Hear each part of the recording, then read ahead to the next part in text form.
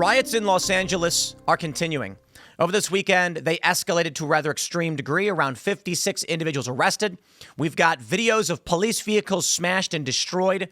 Waymo vehicles set ablaze. Donald Trump has seized command of the California National Guard and deployed them to the streets in order to quell the riots. There is now a conversation about whether or not Trump may invoke the Insurrection Act to deploy the Marines, but there's a lot more to it than just a riot. Now, of course, some people are saying posse comitatus. The military cannot be deployed for local law enforcement in these United States. This would not be local law enforcement, ladies and gentlemen. The United States has been invaded. We have images of men waving Mexican flags, men saying, "This ain't my flag," as they burn the American flag and march with Colombian and Mexican flags. What we are dealing with is insurgency under the guise of protest, state sanctioned. What's happening right now is Democrats cheat using illegal immigration. They bring in as many non-citizens as possible into places like California. They do not enforce the law against them, which violates federal law. They then have these individuals counted in the census to bolster their congressional seats, giving them a disproportionate amount of votes in Congress, as well as the Electoral College. That is the will of the American voter subverted by criminal invasion. And California, not the only state, they're in on it. The riots that we're seeing right now are sanctioned by the state. Make no mistake. And I'll break it down exactly how and why. Gavin Newsom will not enforce against these protests because these are a de facto arm of the state. Now, we predicted this to the T a year ago. I sat down with Sam Cedar. Hey, Sam. Remember what I said? Do you think that Donald Trump will use the military to enforce deportations? He agreed. Do you think Democrats will just let it happen? Did anyone think otherwise? What we are seeing now is California can't formally defy the federal government for a variety of reasons. I mean, they could try, but Trump would just command the National Guard over him, and that's exactly what we're seeing. The reason the riots aren't being shut down, the police are backing down, and the reason why Gavin Newsom is saying, get the National Guard out of my state, or more so, restore the command to the state so he can rescind them, is because the rioters serve as effectively corsairs. What does that mean? In the colonial wartime period, the British Crown, for instance, would say the French are really getting on my nerves. They're doing trade with our adversaries. We need to shut them down, but we don't want war. So what they would do is they would issue letters of marque and reprisal, letters of marque, and they would give these privateers, private battleships owned by fleets, individuals, captains, and they'd say, look, if you go in the high seas and start bombing the French, we're going to look the other way. We'll take care of you. Anything you steal is yours, but don't fly our flag. The Crown, various nations would do this. They would tell private battleship owners to fly whatever flag they wanted, just not theirs. That way, when they bombed the enemies of that nation, they would say, "What? We would never. Those are random people." And that's exactly what we're seeing right now. The National Guard clashing with violent rioters. And my friends, we've got it all for you. Let me show you this. First, from The Guardian, California's Gavin Newsom demands Trump withdraw National Guard troops from L.A. In fact, they're actually expanding the riots. There's an expected riot tonight, and several other cities are preparing to riot. Welcome to the formal summer of Love 2.0, I suppose. Now, I've got a bunch of videos I want to show you and break down exactly what's going on. Before we do, my friends, make sure you join the Timcast Discord. We need you. And if you are looking for a way to get involved, if you're wondering yourself, how do I be a part of this cultural shift? How do I get off my ass and get to it, whether it's working out, whether it's starting a podcast or making a painting, whatever it might be, programming a video game, go to timcast.com, join our Discord server. There's tens of thousands of people. Support the work that we do, and you can team up with all of these individuals, and they want to meet you. So again, go to timcast.com, get involved. Now, I want to show you this right here. Proof that it's an invasion. Many of you have already seen this photo, but I've personally experienced these moments. This is a man on a dirt bike waving a Mexican flag amid thick black smoke, the LAPD standing back. Now, it's hard to know when photos are from yesterday or videos, or whether or not it's just someone pulling old footage. And right now, there are a lot of old videos circulating where people claim it's new. The thing is, this photo doesn't matter. It doesn't matter if this photo is from yesterday, a year ago, or 2 years ago. The point is, for as long as I can remember, the far left is not allegiant to the United States, but to Mexico, largely because they want to see the U.S. destroyed. But let me tell you, I was in San Jose during protests against Donald Trump in his first term. They were wearing Bernie shirts. Many of them were flying Mexican flags, and they were saying, "Make California Mexico again." What people need to understand, just because someone is granted American citizenship doesn't mean they have allegiance to the United States. And for the people who are born of Mexican parents, who care more about their Mexican heritage and the Mexican country, American citizenship is a formality. They were born here. They don't know anything different, but their culture, their family ties, the views, everything they believe in is Mexico. So they wave Mexican flags and they talk about Mexican-American war, and they say America is occupying our land and we want it back. And this is what you see. J.D. Vance posting a Trump truth. This moment calls for decisive leadership. The president will not tolerate rioting and violence. President Trump posted. A once great American city, Los Angeles, has been invaded and occupied by illegal aliens and criminals. Now violent insurrectionist mobs are swarming and attacking our federal agents to try and stop our deportation operations. But these lawless riots only strengthen our resolve. I am directing Secretary of Homeland Security Kristi Noem, Secretary of Defense Pete Hegseth, and Attorney General Pam Bondi in coordination with all other relevant departments and agencies to take all such action necessary to liberate Los Angeles from the migrant invasion and put an end to these migrant riots. Order will be restored. The illegals will be expelled, and Los Angeles will be set free. Thank you for your attention to this matter. Let me just tell you this, my friends. A large portion of the Los Angeles population is not American. Their children are. And this is what I have warned about for some time that is happening. Let me play this video for you.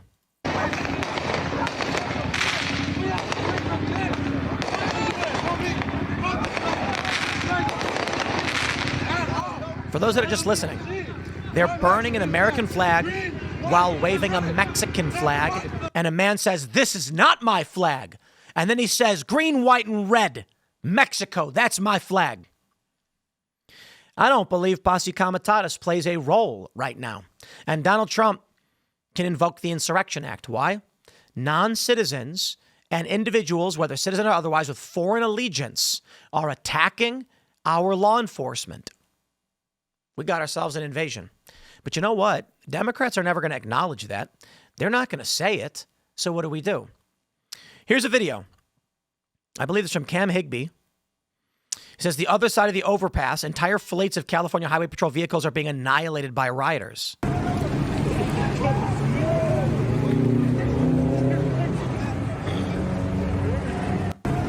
You can see in this video, several police SUVs have their windows smashed. And I believe there's another video where they're set on fire. Los Angeles Scanner posted these videos showing the Waymo fires. Take a look at this.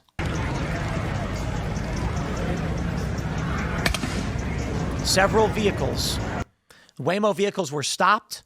They smashed out the windows. They smashed the sensors and they set them on fire. Donald Trump says Governor Gavin Newsom and Mayor Bass should apologize to the people of L.A. for the absolutely horrible job that they have done. And this now includes the ongoing L.A. riots. These are not protesters. They are troublemakers and insurrectionists. Remember, no masks. I showed this from J.D. Vance already.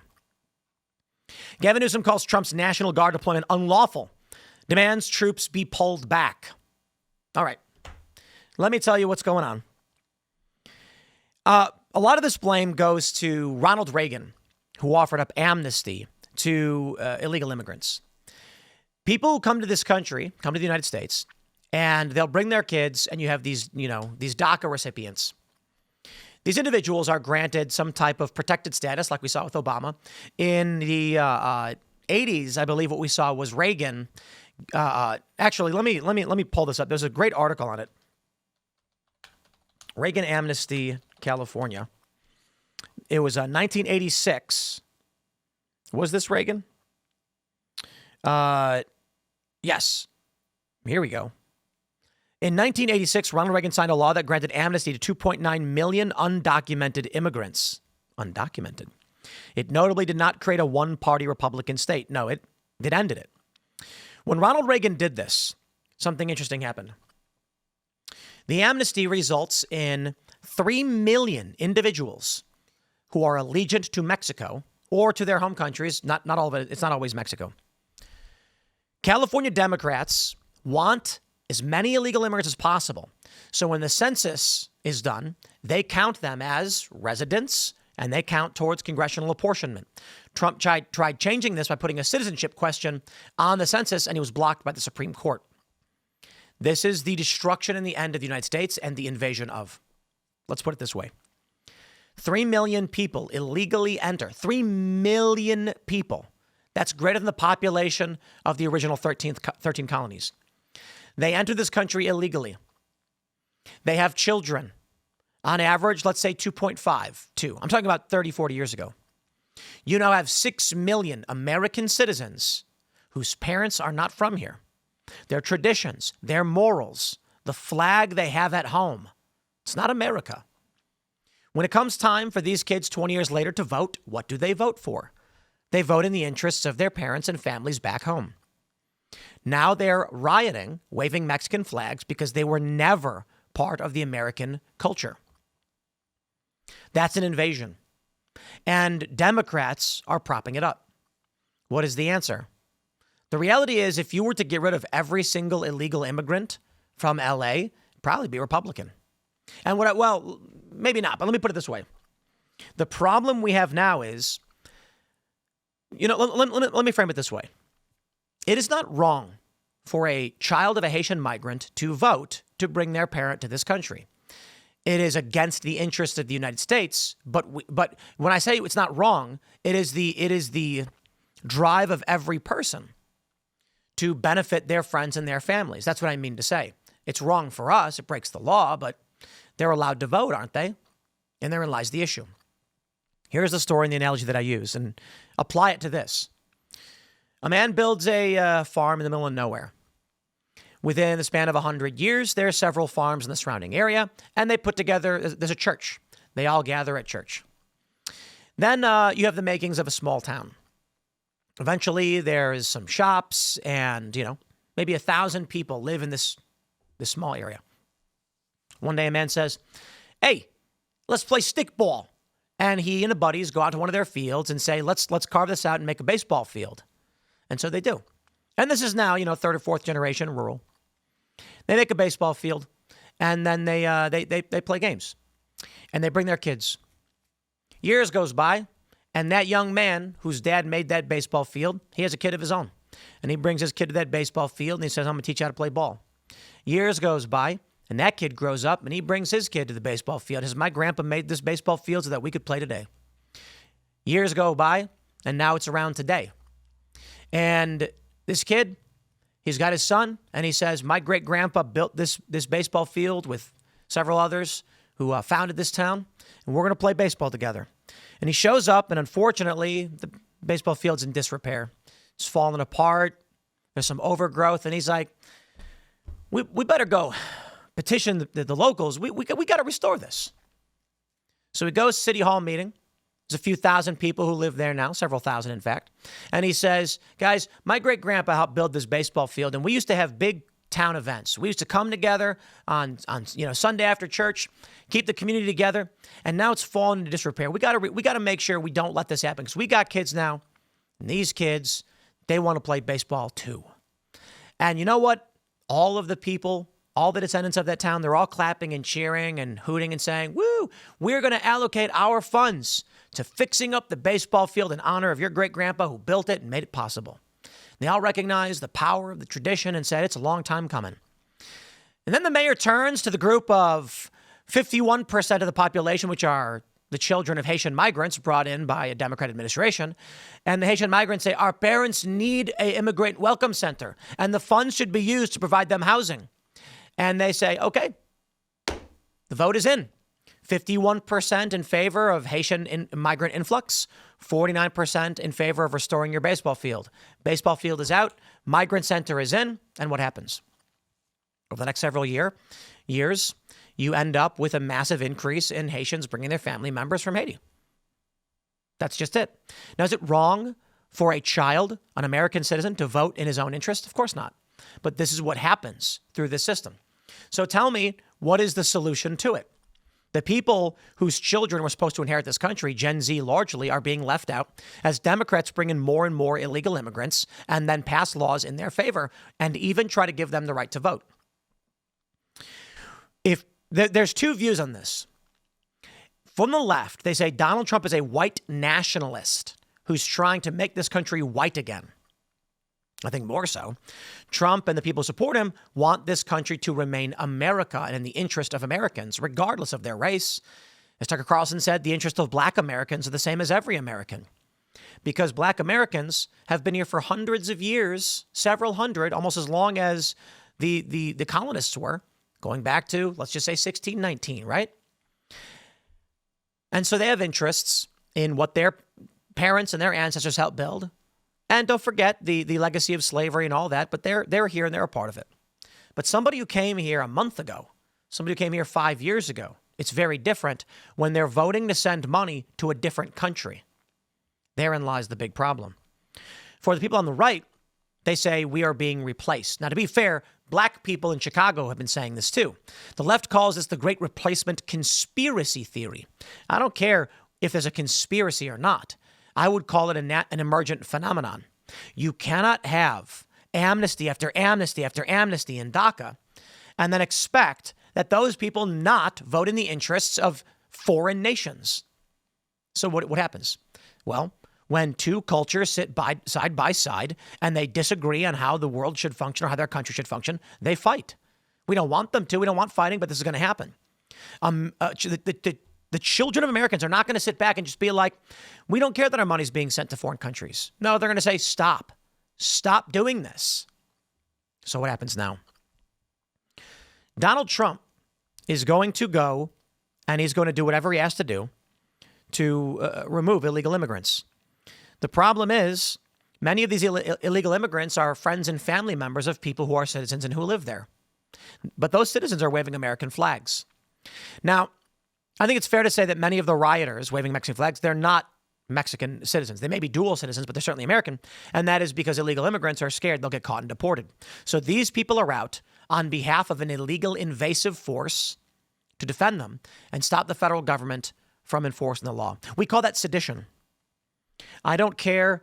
You know, people keep saying treason. And I guys, it is so, it's not semantics. Okay. They say treason because they have an emotional reaction and they want the maximum penalty. But there's a reason why it's not treason. We're not at war with Mexico. Trump can certainly declare war on Mexico if he wants, I guess.